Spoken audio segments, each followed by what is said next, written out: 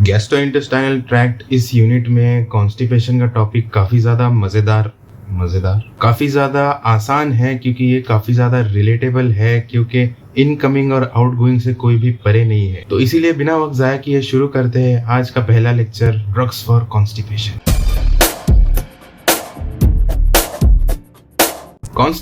Constipation का मतलब है infrequent production of hard stool, strain while defecating, और साथ में सेंस ऑफ इनकम्प्लीट इवैक्यूएशन, यानी कि अंदर स्टूल्स बहुत कड़क बनने लग गए हैं और बराबर टाइम पर नहीं बन रहे हैं, और साथ में हर बारी ऐसा लगता है कि पेट हमेशा भरा भरा है, कभी खाली नहीं लगता। और स्ट्रेन वाइल डेफिकेटिंग यानी कि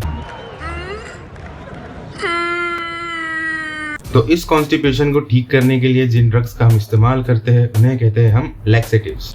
लैक्सेटिव्स के और भी दूसरे नाम हैं, जैसे कि पर्गेटिव्स, कैथार्टिक्स, एपेरिएंट। इनको हम दो ग्रुप में डिवाइड कर सकते हैं, लैक्सेटिव्स और एपेरिएंट्स। ये यूज करने के बाद जो स्टूल बनता है वो सॉलिड होता है लेकिन सॉफ्ट होता है, और पर्गेटिव्स और कैथार्टिक्स के यूज करने के बाद जो स्टूल बनता है वो बहुत ज्यादा फ्लूइड, बहुत ज्यादा लिक्विड नेचर का होता है, पर्गेटिव्स। तो इनका काम क्या है? इनका मेन काम, प्राइमरी काम ये है कि ये इंटेस्टाइन में प्रोपल्शन को बढ़ाए, क्योंकि इंटेस्टाइन में कम प्रोपल्शन की वजह से अंदर हमारा माल अटक गया है, और जब हम लैक्सेटिव्स खाते हैं तो उसकी वजह से इंटेस्टाइन का प्रोपल्शन बढ़ जाता है, जिसकी वजह से जिंदगी वापस हसीन लगने लग जाती है। और इसका दूसरा काम है वाटर और इलेक्ट्रोलाइट का एब्जॉर्प्शन कम कराना। इनका मेन मैकेनिज्म है कि ये इंटेस्टाइन के लूमेन के अंदर वाटर और इलेक्ट्रोलाइट्स को जमा करके रख देते हैं, जिसकी वजह से फीसेस में वाटर का कंसंट्रेशन बढ़ जाता है और उसकी वजह से वो सॉफ्ट हो जाते हैं, जिससे प्रोपल्शन भी बढ़ जाता है और उन्हें बाहर निकालना आसान हो जाता है। और ये वाला काम ये बहुत ही अलग अलग तरीके से करते हैं। पहले देखते हैं कि ये सेक्रीशन कैसे बढ़ाते हैं। तो इंटेस्टाइन के अंदर जो भी क्रिप्ट सेल्स होते हैं, इन क्रिप्ट सेल्स के अंदर एडिनाइलेज साइक्लेज नाम का एक एंजाइम होता है, जिसे ये स्टिमुलेट कर देते हैं, जिसकी वजह से वाटर इलेक्ट्रोलाइट सेक्रीशन बढ़ जाता है। दूसरा, प्रोस्टाग्लैंडिन और नाइट्रिक ऑक्साइड, इन दोनों का प्रोडक्शन बढ़ा देते हैं, और ये अब्जॉर्प्शन ऐसे कम करते हैं, हमारे विलाय सेल्स के ऊपर एक सोडियम पोटेशियम पंप होता है जिसे ये ब्लॉक कर देते हैं। कुछ पर्गेटिव्स ऐसे होते हैं जो कि म्यूकोजल सेल्स के ऊपर एक छोटी सी चोट लगाते हैं, स्ट्रक्चरल डैमेज करते हैं, जिसकी वजह से एब्जॉर्प्शन कम हो जाता है। इनका फंक्शन देख लिया, इनका मैकेनिज्म देख लिया। अब देखते हैं कि ये कितने टाइप्स के आते हैं। लैक्सेटिव्स में सब टाइप्स होते हैं, bulk purgative, stool softener, stimulant purgatives और ऑस्मोटिक पर्गेटिव्स। पहले हम बल्क पर्गेटिव्स देखते हैं। बल्क पर्गेटिव्स नाम से ही समझ में आ रहा है कि इन्हें बल्क में बहुत ज्यादा लेना पड़ता है। बल्क पर्गेटिव्स लेते वक्त ये ध्यान रहे कि इनके साथ बहुत ज्यादा पानी पीना पड़ता है। बल्क पर्गेटिव्स में सब टाइप्स आते हैं, जैसे कि डाइटरी फाइबर, साइलियम एस्फागुला और मिथाइल सेलुलोज। पहले डाइटरी फाइबर्स देखते हैं। डाइटरी फाइबर में दिया गया है ब्रैन। ब्रैन का मतलब है जैसे कि हमारे जो दाने होते हैं, गेहूं, चावल, उनका छिलका। ये काम ऐसे करते हैं कि ये इंटेस्टाइन के लूमेन में जाके पानी को एब्जॉर्ब करके फूल जाते हैं, जिसकी वजह से फीसेस का वाटर कॉन्सेंट्रेशन बढ़ जाता है। इसके अंदर होती है सेल वॉल, जो कि हमारे अंदर एब्जॉर्ब नहीं होती। दूसरा, साथ में इसके अंदर होते हैं गम्स, पेक्टिन, लिग्निन जैसी चीजें, जो कि बाइल के साथ बाइंड करके उसका फीसेस के जरिए एक्सक्रीशन बढ़ा देते हैं।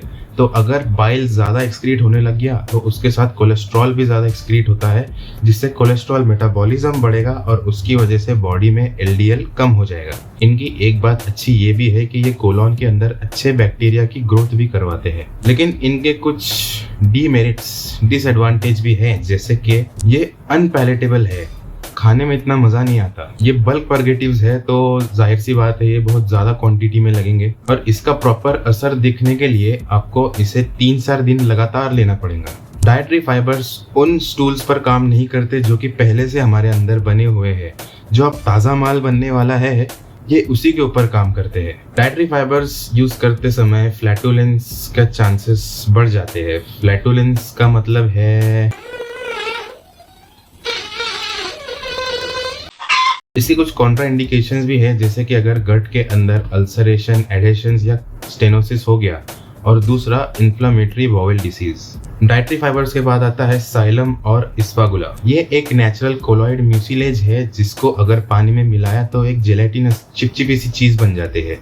ये भी स्टूल को सॉफ्ट करने का काम करते हैं, और साथ में ये बैक्टीरिया की ग्रोथ भी करवाते हैं। लेकिन एक बात हमेशा ध्यान रहे, इन्हें हमेशा दूध, पानी या जूस के साथ लेना, अगर इसे सूखा निगलने की कोशिश की तो इसोफेजियल इंपैक्शन यानी कि ब्लॉकेज होने के भी चांसेस है। इसे अगर ज्यादा दिन तक इस्तेमाल किया गया तो इससे कॉन्स्टिपेशन, डायरिया और यहाँ तक के इन्फ्लामेटरी बाउल डिसीज के सिम्टम से भी हमें राहत मिल सकती है। पेट सफा, हर रोग दफा। तीसरा है मिथाइल सेल्यूलोज। इसके बारे में ज़्यादा कुछ याद करने की ज़रूरत है नहीं, बस इतना याद रख लो कि ये सेल्यूलोज का हाइड्रोफिलिक डेरिवेटिव है। इसके बाद आते हैं स्टूल सॉफ्टनर्स। स्टूल सॉफ्टनर्स नाम से ही समझ में आ रहा क्या काम होगा इनका, माल को नरम करना। जिसमें पहला है डॉक्यूसेट्स, डाईऑक्टाइल सोडियम सल्फोसक्सीनेट, और दूसरा है लिक्विड पैराफिन। डॉक्यूसेट्स ये एक आयोनिक डिटर्जेंट है। पहली बात तो ये आयोनिक है, तो जिसकी वजह से लुमेन के अंदर हाइपरटोनिक माहौल बनाएगा ये, जिसकी वजह से पानी एब्जॉर्ब होगा और साथ में रिटेन होकर रहेगा। और दूसरा ये डिटर्जेंट है। डिटर्जेंट का काम क्या रहता है, एमल्सिफिकेशन, यानी कि ये फीसेस के पार्टिकल्स को एमल्सिफाई करके जमा कर लेता है और इसके अंदर वाटर का पेनिट्रेशन बढ़ा देता है। लेकिन इसके कुछ नुकसान भी है, जैसे कि इसका लिक्विड प्रिपरेशन की वजह से उल्टी आ सकती है, इसके वजह से एब्डोमेन में क्रैम्प हो सकते हैं, और अगर इसे ज्यादा दिन तक इस्तेमाल किया तो इससे हेपेटोटॉक्सिसिटी भी हो सकती है। इसके बाद है लिक्विड पैराफिन। लिक्विड पैराफिन ये पेट्रोलियम हाइड्रोकार्बन्स का एक मिश्रण है। ये भी पानी का एब्जॉर्प्शन कम करके स्टूल को सॉफ्ट करता है। बुक में एक और पॉइंट दिया गया है कि लिक्विड पैराफिन लुब्रिकेट्स हार्ड साइबली। साइबली का मतलब कभी बकरों को देखा है? खैर कोई बात नहीं। इससे काफ़ी सारे नुकसान भी है, जैसे कि ये एक ऑयल है तो इसे पीने में इतना खास मज़ा नहीं आता। अगर निगलते वक्त ये गलती से हमारे एयरवे के ज़रिए हमारे लंग्स में चला गया तो इसकी वजह से लिपिड निमोनिया भी हो सकता। ये एक लिपिड है, तो जितने भी लिपिड सोल्यूबल विटामिन होते हैं ए, डी, ई के, ये इनको अपने साथ बहा के लेके चले जाता है, जिसकी वजह से डेफिशिएंसी के चांसेस भी बढ़ सकते हैं। ये हमारे एनल स्फिंक्टर से लीक भी हो सकता है, जिसके वजह से सीन खराब हो सकता है। और जबकि एनल स्फिंक्टर से बाहर निकल सकता है तो उसके जगह पर अगर कोई भी जख्म या कोई भी सर्जरी हुई होगी तो ये उसे हील नहीं होने देगा जल्दी। इसके बाद है स्टिमुलेंट परगेटिव्स। नाम से ही समझ में आ रहा है कि ये इंटेस्टाइन को स्टिमुलेट करते हैं। ये काफ़ी ज़्यादा पावरफुल लैक्सेटिव्स होते हैं। ये इंटेस्टाइन के अंदर वाटर और इलेक्ट्रोलाइट्स जमा करके रखते हैं, सेम उसी तरीके से जैसे हमने पहले देखा, सोडियम पोटेशियम पंप को ब्लॉक करके और एडिनाइलेज साइक्लेस को स्टिमुलेट करके।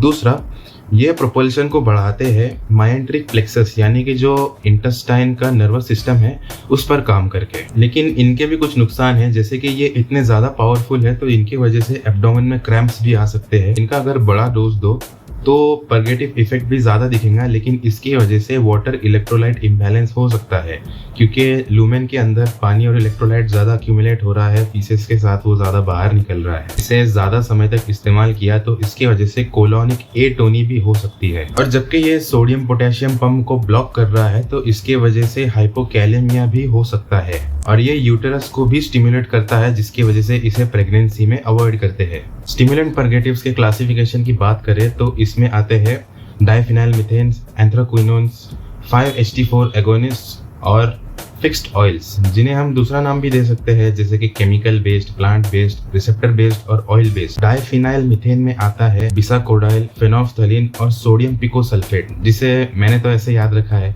Chicken biryani plus soda. Anthraquinones में आते हैं सेना और कैस्कारा सग्राडा, जो कि दो ही है, जल्दी याद हो जाएंगे। बाकी दोनों में तो एक ही है, जैसे कि 5-HT4 में है पिकैलोप्राइड और फिक्स्ड ऑयल में है कैस्टर ऑयल। इसके बाद है ऑस्मोटिक परगेटिव्स। ये सारे वो सोल्यूट्स है जो कि इंटेस्टाइन में एब्जॉर्ब नहीं होते। इनमें लगभग सारे ही सॉल्ट्स है जो कि आयंस में टूट जाते हैं, और जिसकी वजह से वाटर रिटेंशन भी होगा और साथ में पैसिव ऑस्मोसिस भी होगा। इसके क्लासिफिकेशन की बात करें तो इसमें आते हैं मैग्नीशियम सॉल्ट, सोडियम सॉल्ट्स और लैक्ट्यूलोज। मैग्नीशियम सॉल्ट की बात करें तो ये कोलेसिस्टोकाइनिन का रिलीज करवाते हैं, जिसकी वजह से मोटिलिटी और सेक्रेशन बढ़ जाती है, लेकिन इसे रीनल इनसफिशिएंसी के वक्त नहीं देते। दूसरा है सोडियम सॉल्ट, जिनका फंक्शन भी सेम है, बस इसे नहीं देते जब हार्ट प्रॉब्लम्स हो पेशेंट को।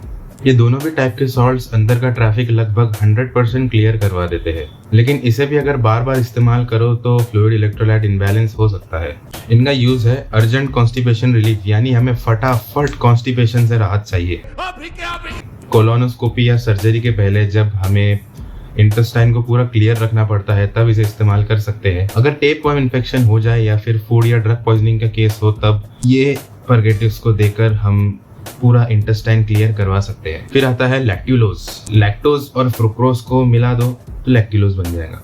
कोलोन में जो बैक्टीरिया होते हैं वो लैक्टुलोज को तोड़ के एक वीक एसिड बना देते हैं। तो जब हेपेटिक एनसेफेलोपैथी होती है, यानी कि लिवर में गड़बड़ी की वजह से हमारे बॉडी के अंदर अमोनिया इतना बढ़ गया कि वो हमारे ब्रेन पे इफेक्ट कर रहा है, तो ऐसे टाइम पे लैक्टुलोज काम आता है, क्योंकि कोलोन में जो इसका वीक एसिड बनता है ये अमोनिया प्रोड्यूसिंग बैक्टीरिया के लिए हार्मफुल है।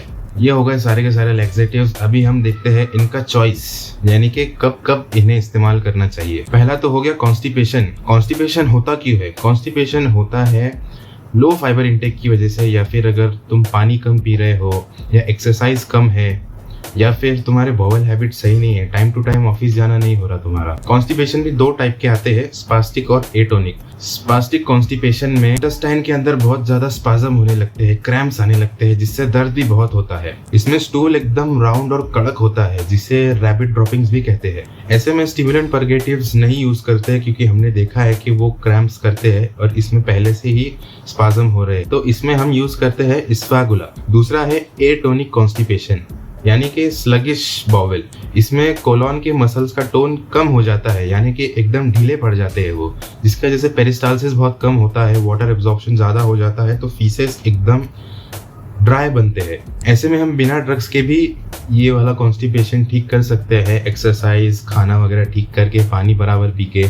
लेकिन अगर ड्रग्स लेने हैं तो हम ऑस्मोटिक परगेटिव्स यूज कर सकते हैं, स्टिमुलेंट परगेटिव्स या बल्क परगेटिव्स भी यूज कर सकते हैं। दूसरा, जबकि कोई पेशेंट को बेड रेस्ट बोला गया हो, जैसे कि मायोकार्डियल इंफार्क्शन के केसेस, या पोस्ट ऑपरेटिव, या किसी को अगर कोई फ्रैक्चर आ गया हो, स्ट्रोक आ गया हो, ऐसे पेशेंट पे अगर कॉन्स्टिपेशन नहीं होने देना है तो हम बल्क परगेटिव्स या कुछ स्टिमुलेंट परगेटिव्स यूज कर सकते हैं। लेकिन अगर कॉन्स्टिपेशन हो गया है तो उसके ट्रीटमेंट के लिए हम बिसाकोडाइल या सेना दे सकते हैं, या फिर ग्लिसरीन और सोप वाटर से एनीमा दे सकते हैं।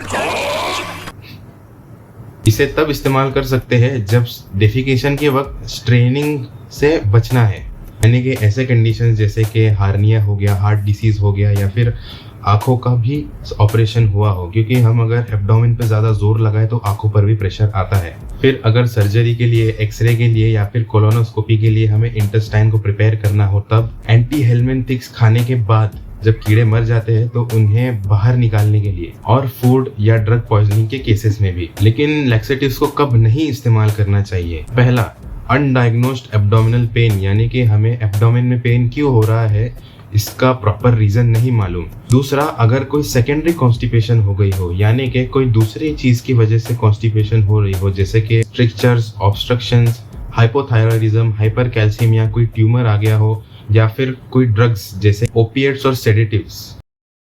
तो इसी तरह से हमारा कॉन्स्टिपेशन का चैप्टर कंप्लीट हुआ। मुझे उम्मीद है आपको मदद मिली होगी। इसके बचे हुए टॉपिक्स हम आगे के लेक्चर्स में कवर कर लेंगे। तब तक के लिए हंसते रहिए, मुस्कुराते रहिए और देखते रहिए एलमैस्टर।